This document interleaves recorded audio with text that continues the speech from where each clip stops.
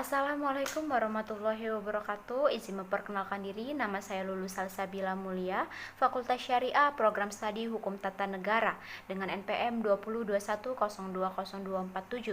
Video ini dibentuk sebagai bukti penyelesaian tugas dalam mata kuliah Filsafat Hukum Islam. Baiklah, di sini saya akan mempresentasikan substansi hukum Islam. Makna hakikat sesuatu menurut filsafat. Definisi hakiki atau esensial adalah pernyataan hakikat sesuatu, yaitu suatu pengertian yang abstrak, hanya mengandung unsur-unsur pokok yang diperlukan untuk memahami suatu golongan tertentu dan untuk membedakannya dari golongan-golongan lain, sehingga sifat-sifat golongan tersebut tidak termasuk dalam hakikat sesuatu itu. Definisi yang disebut dalam ilmu mantik atau logika sebagai jami atau memuat dan mani yang menolak adalah definisi yang paling penting dalam ilmu pengetahuan dan filsafat. Definisi itu tersusun dari jenis yang terdekat, genus praxium, dan perbedaan spesifik, differens specifica. Jenis genus ialah setiap pengertian yang menyatakan hanya sebagian dari hakikat sesuatu, artinya pengertian tersebut belum menyatakan hakikat sesuatu itu seutuh-utuhnya. Perbedaan spesifik, differentia specifica, ialah setiap pengertian yang membedakan golongan atau spesies dari jenis genusnya. Misalnya berakal budi membedakan manusia dan hewan. Lalu sebenarnya apakah filsafat hukum Islam itu? Di sini saya akan menjelaskan pengertian filsafat hukum Islam. Hukum Islam terdiri dari 3 kata, yaitu filsafat, hukum, dan Islam. Filsafat hukum adalah pengetahuan tentang pemikiran yang mendalam, sistematis, logis, dan radikal tentang berbagai aturan yang berlaku dalam kehidupan manusia, baik aturan bermasyarakat maupun aturan bernegara.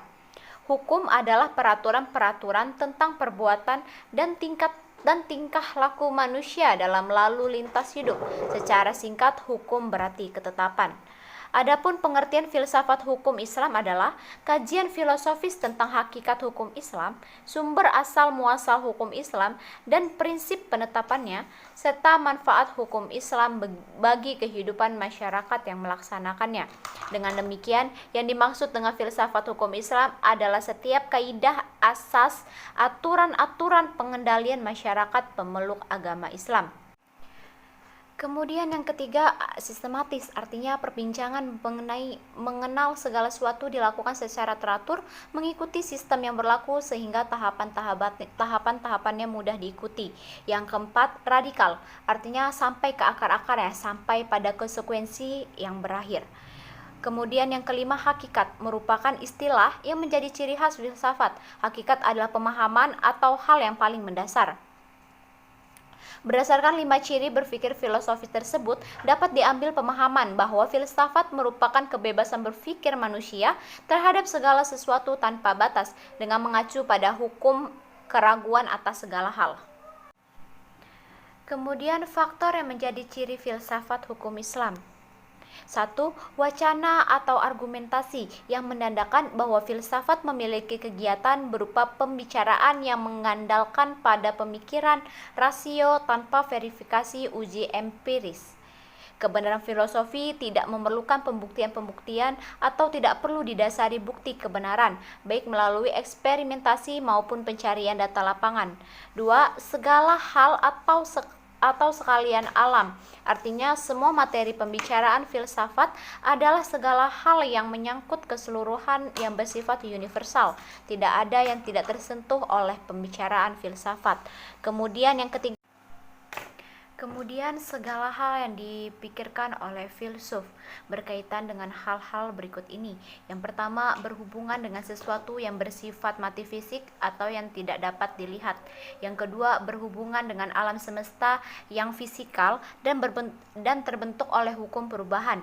Yang ketiga, segala sesuatu yang rasional dan irasional. Yang keempat, semua yang bersifat natural dan supranatural. Yang kelima, berhubungan dengan akal, rasa, pikiran, intuisi, dan persepsi. Yang 6.